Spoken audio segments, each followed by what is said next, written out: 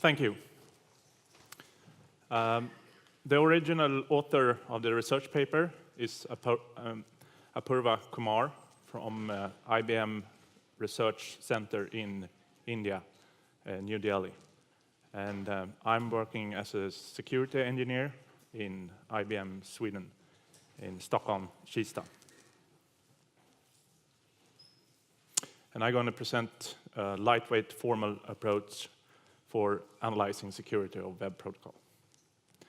The agenda or the outline is the motivation and background, the approach for simplifying security analyzing of web, and a generic model for web protocols.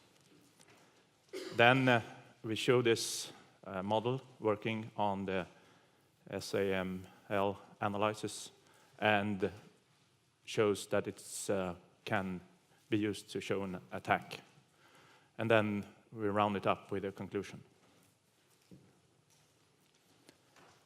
Web protocols, users and trust, end user having relationship with a web browser to achieve well-defined business functions. And it could be done with multiple service providers. So the user has some degree of trust with each of these service providers. Some trust relationship is assumed between the provider also. Examples, this is how the internet is more and more business-to-business connected nowadays. So it's online payment, it's cross-domain authentication with, as earlier speaker on Wednesday presented, where you could, with your Google account, log into some service providers, and with your Facebook account, you know, all of you, that you could log into a number of different other services, and now also with LinkedIn accounts. So standard protocols that are in use are such as 3D Secure, SAML, OpenID, OAuth, which we got a, as I told you earlier, speak on Wednesday on, and other custom protocol for business-to-business communication. The security of web protocols and using formalism and development. Even standard web protocols are known to be extremely error-prone. There are too many variants of those protocols, and not all of them are equally secure.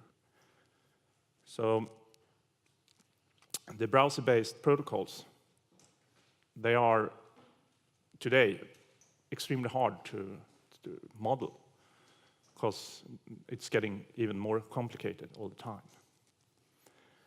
Composing web mechanism and security protocols in a transaction requires a developer to understand security and understand security guarantees. Exact security guarantees is hard to specify when you are developing without using formalism. So formalism is on the rise for developing secure today.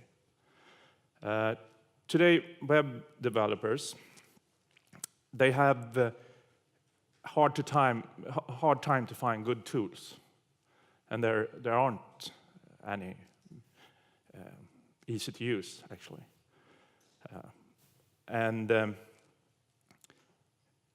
You need to have them to verify a workflow, so you know if the mechanism you are developing is correct.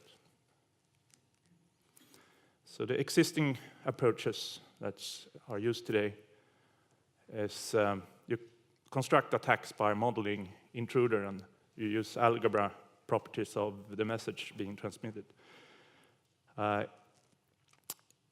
Mostly you use the Duo-Yao model, and it's universally used for model intruder and attackers.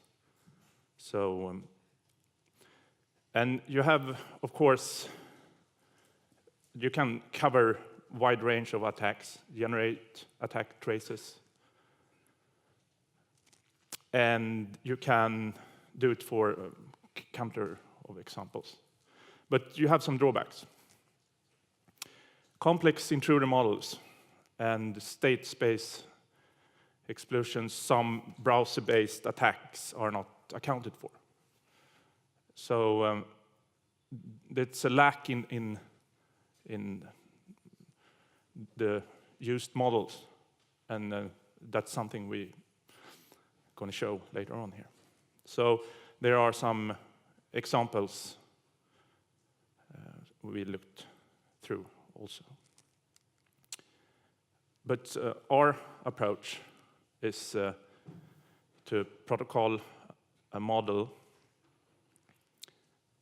and here we have browser-specific attacks. That is on the red arrow there, where we use cross-site request forgery and session fixations. We have support for common web mechanism, cookies redirection, same origin policy, and we use message simplifications because of the use of secure channels.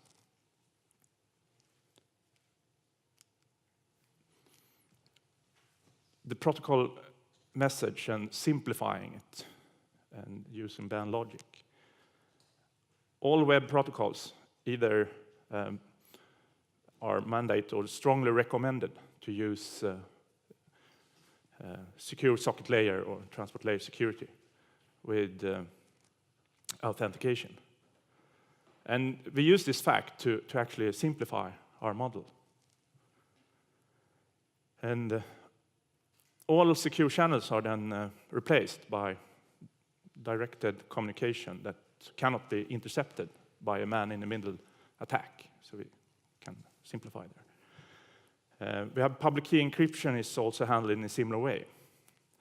The communication is directed to owner of the corresponding private key. So we use the band logic to replace signed messages with the corresponding agreement they establish at the honest participants. So we model and the browser-based communication and attacks.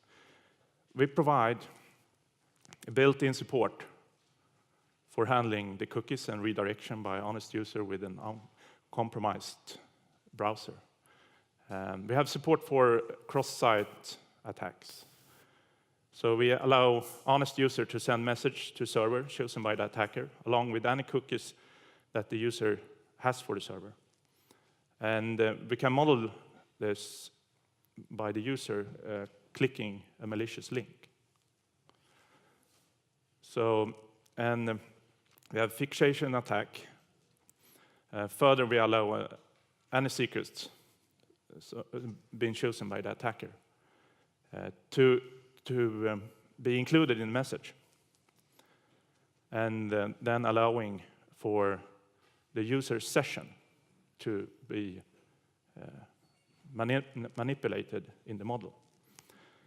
But we limit the model, so we don't allow cross-domain requests to be made from the user browser containing the cookies. So we use Alloy.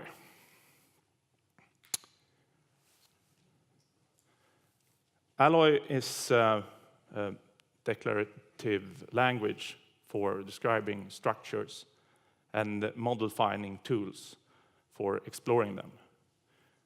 So by using Alloy, we develop a generic model for analyzing web protocols.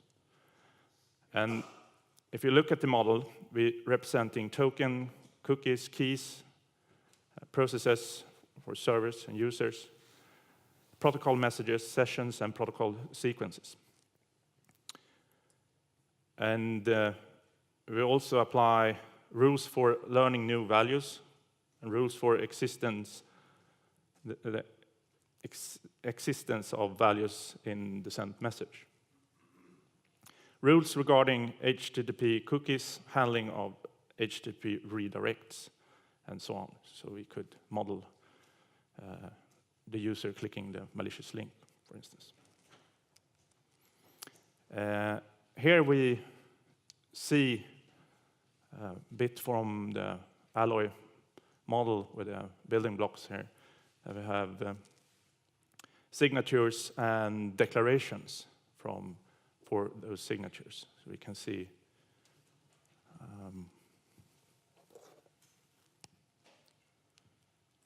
signature server, own key, known keys. We have the signature for users, signature for sent, and we are redirected URL here. So it's a bit extended.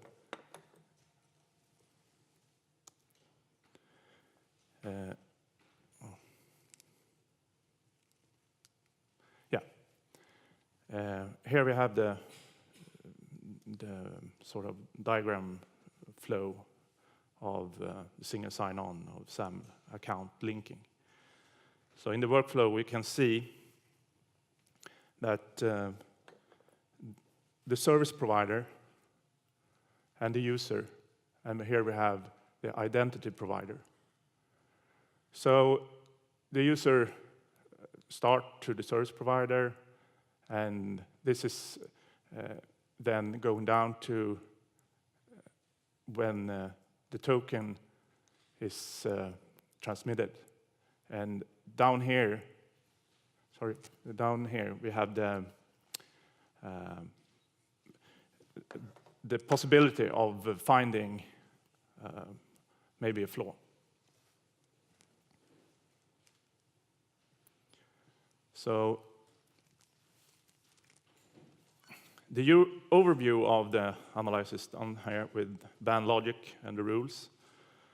So we use the band logic to establish correspondence between the service provider and the ID provider.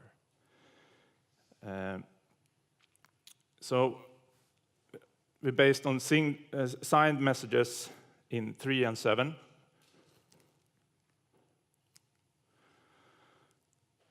This allows us to simplify the message by removing agreed upon parameters.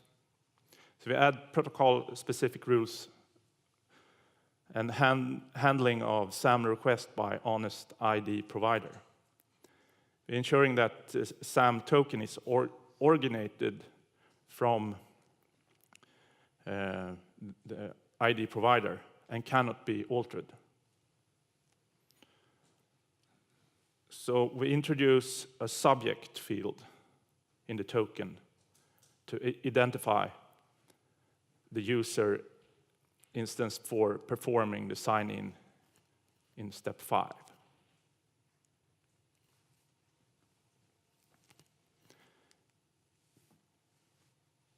The goal constraint requires the subject field of token in step 7 to match the user sending the message.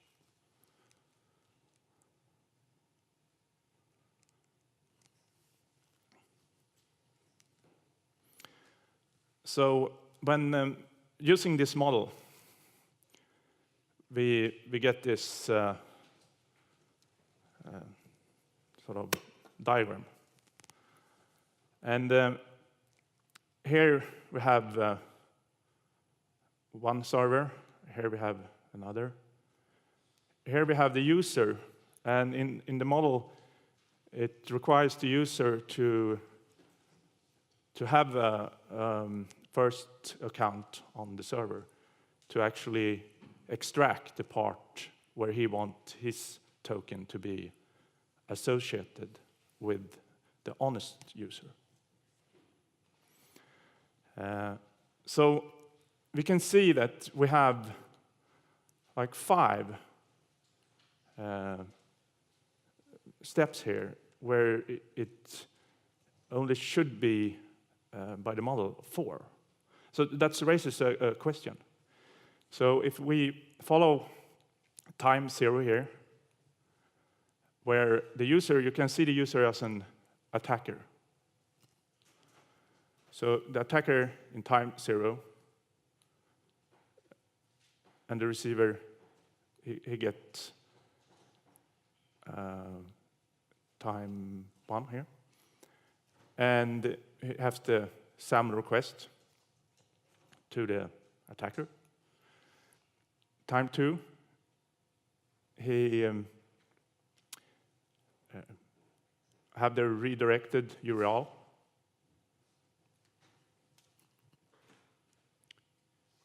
For the H server 1. And then we have time 3, where the honest user get the redirected URL and time 4, where the receiver is H server 0, and the sender is the honest user, and the content is the token that is needed.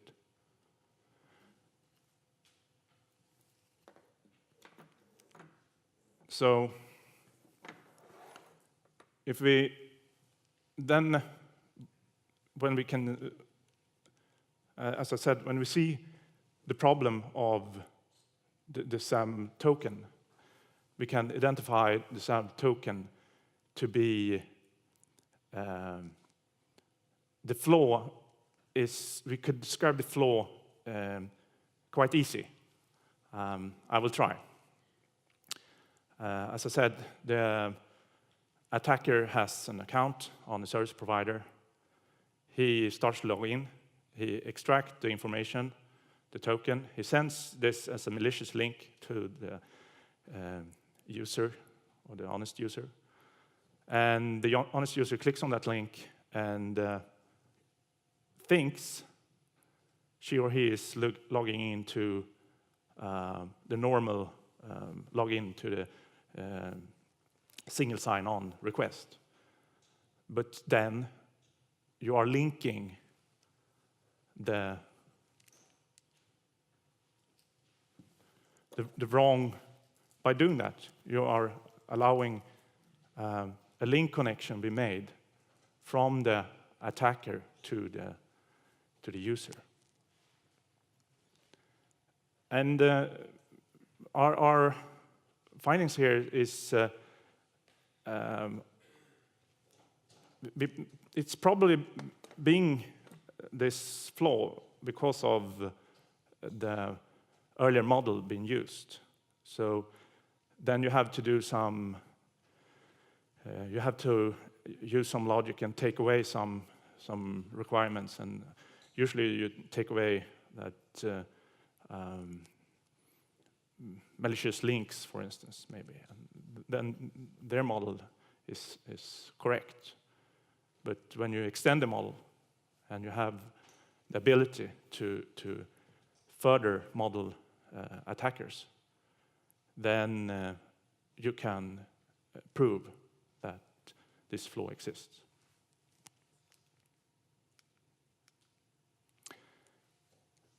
So the conclusion: the proposed approach attempts to simplify security analysis of web protocols by using general-purpose modeling language, Alloy. By simplifying the attacker model, we can still use a more advanced model with those assumptions which can be fit in the band logic we use for that part. We further simplify protocol messages by making use of the band logic to also establish agreement between participants in some stages. So we illustrate our method using the SAML account linking workflow, where we identify previously unreported vulnerability. So we believe that combining techniques and using a lightweight formal analyzing tool, as we propose Alloy, for security analysts, and developers, making our approach much more accessible to the technical community. And hopefully this can be made use, and hopefully we can, in the next phase of this research paper, actually take the tool to our developers and start getting feedbacks from them. So hopefully we can prove that using this technique is actually making the single sign-on business-to-business communication in the world more secure.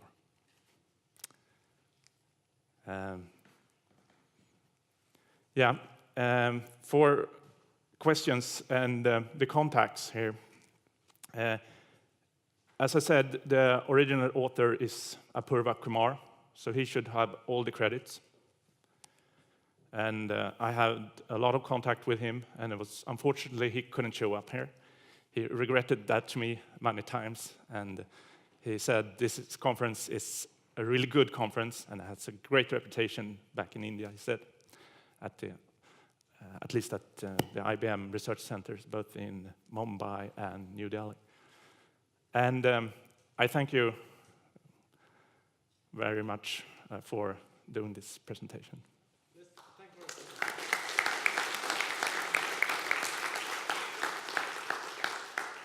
Time for questions. There are questions. Please do ask questions.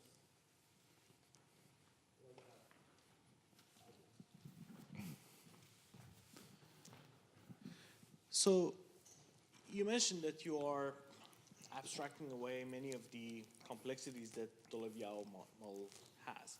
So one could argue that you are avoiding state space explosion because you are not modeling those components. You're modeling at a higher abstraction level. What would be your response? Is the fact that you're avoiding state space explosion because you're not modeling those, or are there special features in your model that avoids the problem?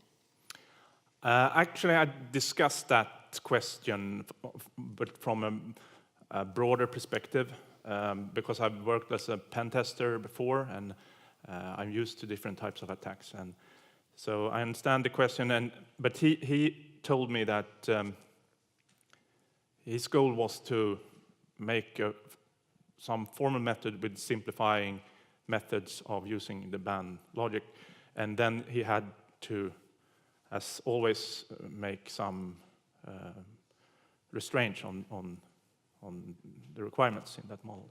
So by not telling you too much or wrong, I can encourage you to seek Apurva Kumar. And he told me that he would be glad if you connected with him with questions like that. More questions? Yes, back.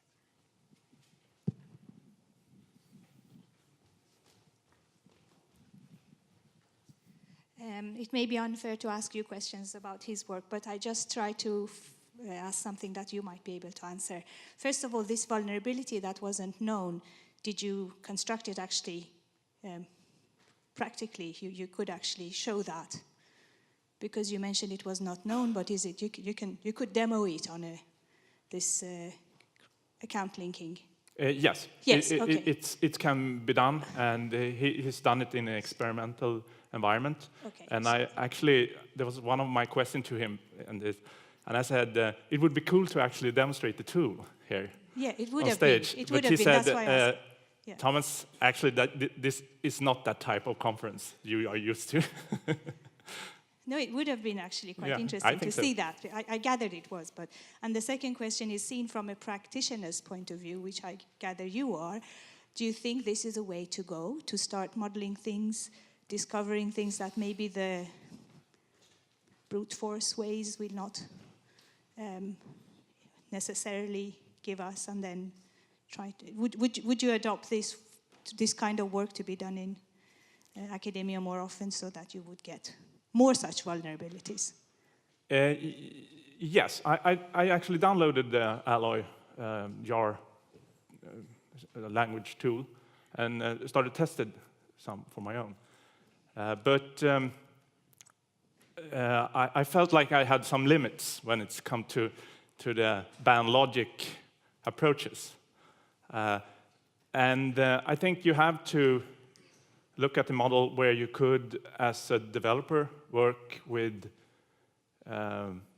maybe the community in some sort to actually have help doing the first analysis, and so you can get the subset or the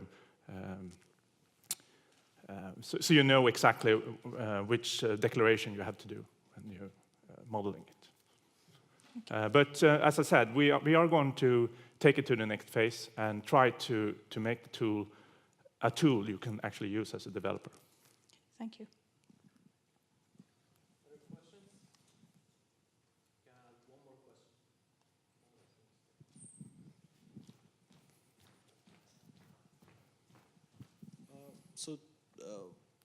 You mentioned that you are abstracting away SSL as having perfect security. But it has been shown that SSL has a number of weaknesses. For example, if authentication happens, the other party can still change without us detecting that it has changed. Would the model be able to detect those? And if not, do you plan to augment it with SSL models?